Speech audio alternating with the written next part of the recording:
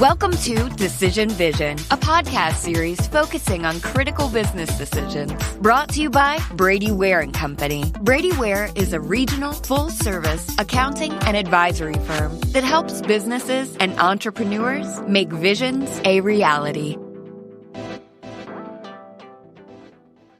Welcome back to Decision Vision, a podcast giving you, the listener, clear vision to make great decisions. And last year about this time, I recorded, I guess what amounts to an address, if we're really honest about it, regarding the question, should I be thankful? And as it turned out at that time, that was the most listened to episode of the podcast, which, I'm a data guy. That tells me that for whatever reason, you are interested in what I'm thankful about, and I'm certainly interested in sharing that with you. This is not an attempt to be a knockoff of Oprah and her favorite things sort of stuff. It's really just an opportunity to sort of take stock of the last year and pull something positive out of it, even though the things that are going on around us and in our lives aren't necessarily always positive. And so I want to, what I'd like to do is I'd just like to express the things that I'm thankful for. And I hope that you'll find some value in it, some things to think about, some things to find hope and positivity in, and to give you an opportunity to kind of see through the fog, if you will, see through the smoke of a lot of things that are negative that surround us, and find the good in things. Because if you don't do that as we approach the holidays, at least here in the United States and most of what we would call the Western world, this is an important time for reflection. It's a time for many of us, heightened spirituality. And hopefully you find this useful and resonates in some way. So the first thing I want to be thankful for, express my thanks for, is my family. It's a cliche, but the things are cliches for a reason. And my family has been very supportive of my career. They've been very supportive of my doing this podcast, which takes some time. They've been very supportive of the boundaries that I've had to set, that in spite of the fact that I am at home, I'm not really at home. I'm not really available because I do have a job to do, and there are people who are counting on me to do it. And I'm grateful that all of them have cooperated in observing the coronavirus protocols that we as a family have agreed upon. And that has, I think, in no small part, resulted in the fact that, knock on wood, nobody in the immediate family has contracted coronavirus, which of course is a good thing, and particularly a good thing because only just recently did my youngest son become eligible for the vaccine, and we do have a person close to us that visits us quite frequently who, if he did contract the virus, it would be a grave prognosis. So I am thankful for that. And I'm thankful for a family that has more or less stayed unified, not just the immediate family, but the extended family. And, in times like these, discussions such as race, such as the vaccine, science overall, policy, politics, have divided families. They have disrupted family bonds. They have destroyed friendships. And I am thankful for the fact that we have largely been unscathed in that regard. Not that we are monolithic in our thinking. We are not. We have healthy debates all the time. And sometimes I learn something and gasp. I'll change my mind if I'm presented with a compelling argument, and in particular, compelling thoughts and data to support that argument. But I am thankful for that. And as an extension, I'm thankful for my health. I'm thankful for the fact that vaccines that protect us at least partially from coronavirus are now effectively available to anybody who wants them whenever they want them. I need to get my booster shot, and I will be doing that in the next few days. And I guess I'm one of the fortunate ones. I don't tend to react to those. unlike my wife, who unfortunately is very sensitive to them, but she grits her teeth and she gets vaccinated anyway. If you choose not to be vaccinated, I don't judge you for that. I don't judge anybody for that. There's really no point in judging you for that. I disagree with it.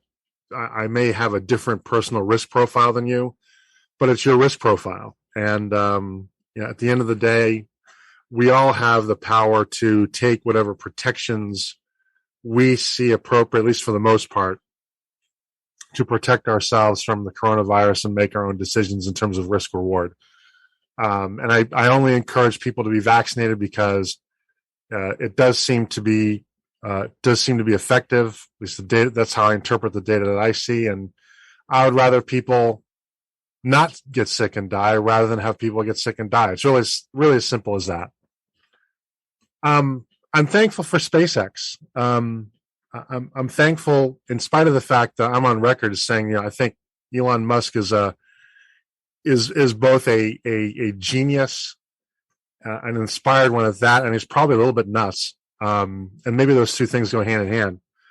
But thanks to SpaceX, there now exists a privately funded or privately derived, I guess technically the government funds it, but it's privately operated crewed spaceflight program.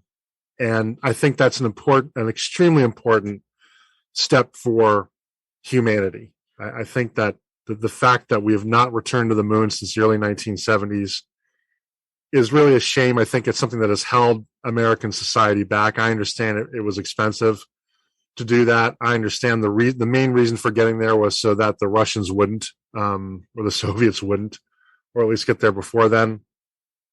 But we do need to expand. We need the resources of extraterrestrial bodies.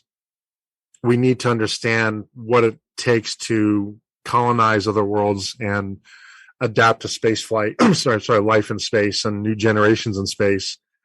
And it's such an extremely important step for all of human civilization, what SpaceX is doing. And hopefully Blue Origin will follow. They're not there yet. They're sort of doing the go outside the atmosphere, fall back down, and that's fine. But it ain't what SpaceX is doing, where they actually have crewed missions that achieve orbit and ferry people to and from the space station, and they do so in a way that is economical. So I'm very thankful for that. I'm thankful for those who ask me for help. I serve in a volunteer capacity in a number of ways. I serve, have done office hours. I need to get back to that, but there are companies that I coach informally that have decided that probably against their better judgment, but have decided that I can help them achieve whatever it is they want to achieve. And I'm mainly thankful for the opportunity to serve, to learn about businesses that I don't know a whole lot about, and to support people as they grow. And that includes my staff and my own company that have entrusted their careers collectively to me. And it's an awesome responsibility and honor to do that. I'm thankful for the fact we are having a very important discussion and a very, I think, listened to discussion about the changing relationship between labor and employers.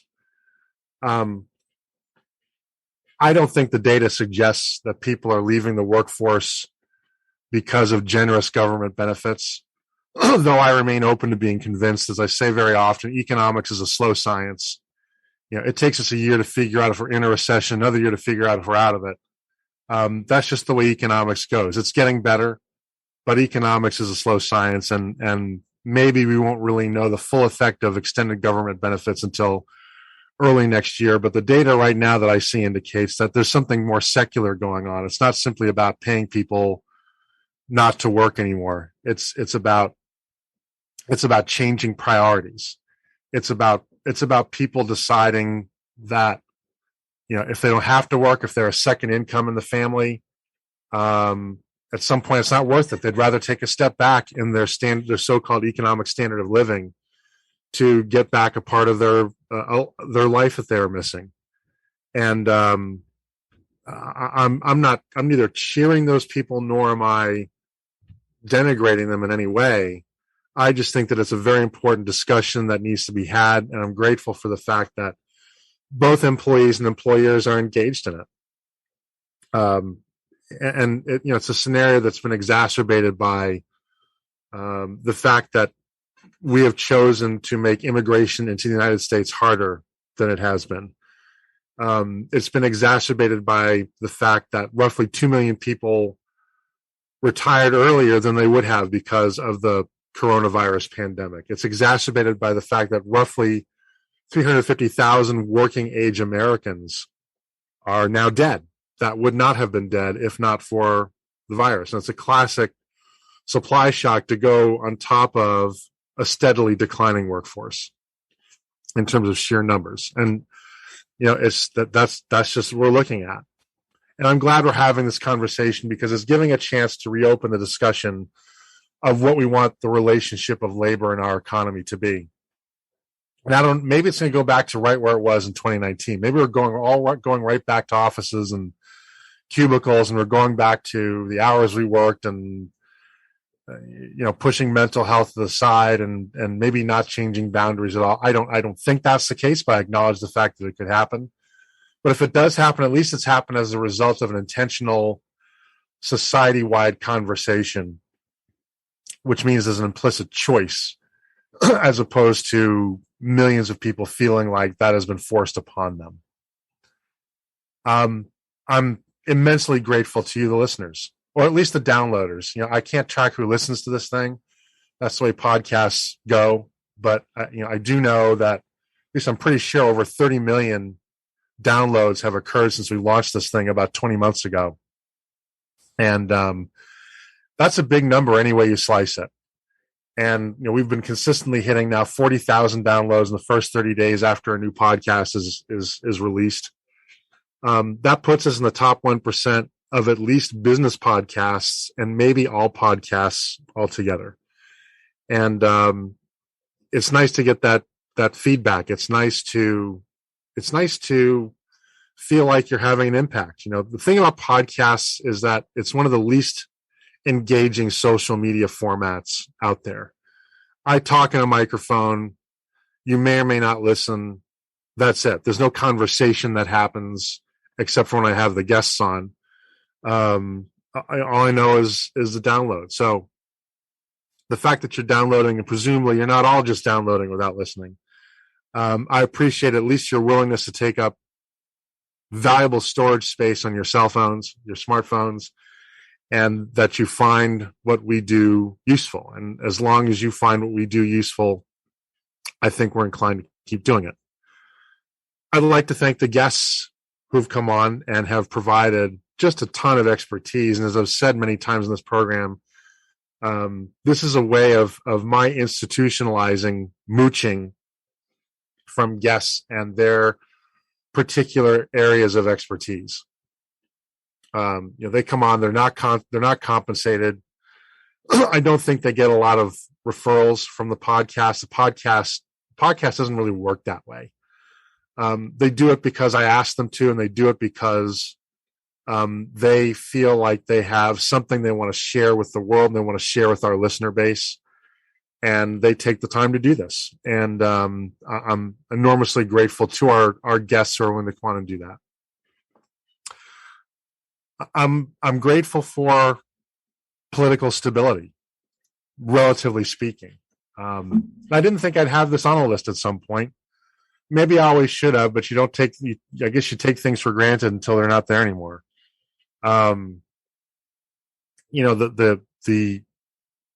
The incidents of January 6th, I don't know how you view that as anything other than an insurrection. It was a minor one. It was one that had no chance of actually overthrowing the government. Nevertheless, it was an insurrection. Just the fact it was ineffective doesn't mean that it wasn't that. Still met the definition. And what happened afterwards were extraordinary events. Our president, whether you voted for him or not, our president was sworn in under circumstances of having to be surrounded by 25,000 National Guardsmen. we did not have a peaceful transition of power. They tried to dress it up as such. I guess because nobody threw a rock at the president during taking his oath of office and the vice president. But we did not have a peaceful transition. There's a reason we needed those National Guardsmen there. And I'm thankful that, at least in the first election, since we've not had a repeat of anything like that. And, our political environment, while still highly divided, highly charged, highly unpredictable, at times irrational on both the left and the right. But we are, for the moment, enjoying political stability, and I'm thankful for that, because I have no interest in being put in a position where there's martial law. I have no interest in picking up a gun because I have to defend my family. I don't own a gun. I don't want to own a gun. I don't. My preference is to be in a scenario where I don't need to have one. And I think most people agree, even those who own guns, I think would agree with that. So I'm grateful for the relative political stability that we've had, and I hope that it continues. And that goes also for other insurrections. And I know that in other places in the country they're still going on. Portland, Oregon being one of them. But at least here in Atlanta, it's a fairly safe place physically. And I am grateful for that. I am grateful for digital transformation. This is not a new thought. It's been said before, not by me, but by others smarter than I am. The pandemic forced us to swallow 10 years of digital transformation in about 18 months. We are learning to adopt new technologies. We are getting over Zoom fatigue. We're starting, I think most of us are starting to see Zoom calls is just simply something we do now. And I wonder if there was ever telephone fatigue. Were people ever fatigued when they had to have the first phone call? I don't know. I wasn't alive back then. Sometimes it feels that way, but I wasn't alive back then. And companies are evolving to accommodate this in the ways they feel are most appropriate to accomplishing their missions. And managers and leaders like myself are learning every day on the fly. How do you lead and engage teams digitally? How do you engage your audiences digitally? How do you maintain relationships digitally? And I'm grateful that this has happened, because I do think it was something that had to happen. It was more uncomfortable than we wanted to because of the suddenness of the transformation. We weren't ready for it. But I think we're going to find that we're a better society for it. I'd like to thank those that engage with me on LinkedIn, particularly with my content. It's rewarding to write and to have people respond and feel like they've learned something and feel like they've been led to a thought that they hadn't thought of before, that there's some intellectual value. And I started a LinkedIn group recently that I'll tell you about in a minute, because the LinkedIn algorithm has become, I think, a form of alchemy at this point. And I got tired of writing things that not everybody was seeing just because it didn't get enough likes in the right time period. So now there's a more consistent way to engage with my content. I like writing. I like the way writing forces me to think. I like the way writing forces me to organize my thoughts. And I'm very thankful for the opportunity to do that for you. And finally, I'd like to thank Brady Ware and Business RadioX for supporting this program. Business RadioX has been a fantastic partner. There's no way we have 30 million downloads without them. It just ain't happening. And they do a lot of work behind the scenes, particularly in helping us schedule guests and get all those moving parts set, and publishing this on social media, and taking care of all the nice details to make sure that our guests feel like that they're appreciated and well treated. And that the show has the high production quality that it does. And so, the folks at Business RadioX, in particular, John Ray, who's been my recording partner for most of these programs, has just done a fantastic job. And, if you're thinking about doing podcasting in a serious way, I cannot I cannot recommend them enough. We are where we are because of our partnership with them. And it'd be very hard to convince me otherwise. And Brady Ware deserves a lot of credit here too.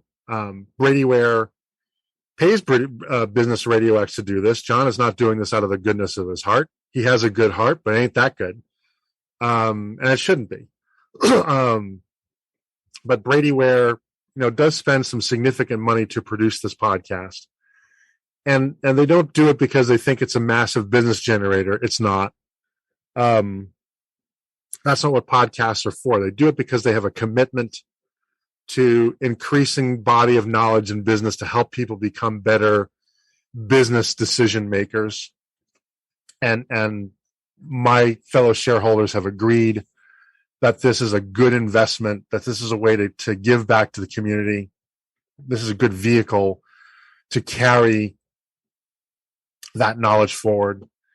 And, they in effect relieve me of some of my other duties as a shareholder in the firm so that I can invest the time and energy to do this and to do it at least well enough so that you're inclined to listen to it.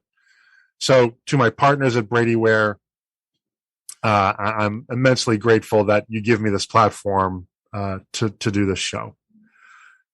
So that's going to wrap it up for today's program. Starting next week, we'll go back to the normal format. I should know which one that is, what episode it is, but I don't. But it'll be awesome like all the other ones. So just tune in and keep tuning in so that when you're faced with your next business decision, you have clear vision when making it. And again, if you like these podcasts, please leave a review. The reviews really help us because they help people find us. That helps us help them. We can't help them if they don't listen to us. They don't listen to us. They don't know we're out there. And if you'd like to engage with me on social media, I publish a chart of the day on LinkedIn, and I'm also at Unblakeable on Facebook, Twitter, Clubhouse, and Instagram. And also check out my new LinkedIn group called A Group That Doesn't Suck. And I called it that because most LinkedIn groups do suck.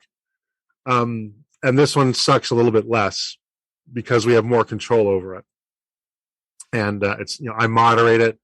I make sure there's more content in there every day. I archive some of my old content because otherwise it disappears. And again, if LinkedIn didn't see fit to show it to you on a given day, it goes away. But there was some stuff that people thought was pretty cool.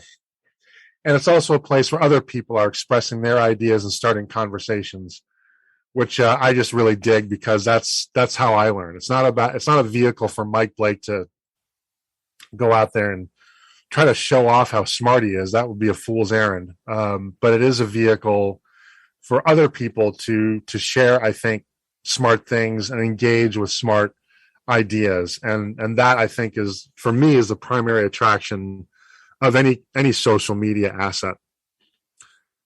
So with that, I'm going to wish you all a happy Thanksgiving in 2022, whether you celebrate it or not. And this is Mike Blake. Our sponsor is Brady Ware Company. And this has been, once again, the Decision Vision Podcast.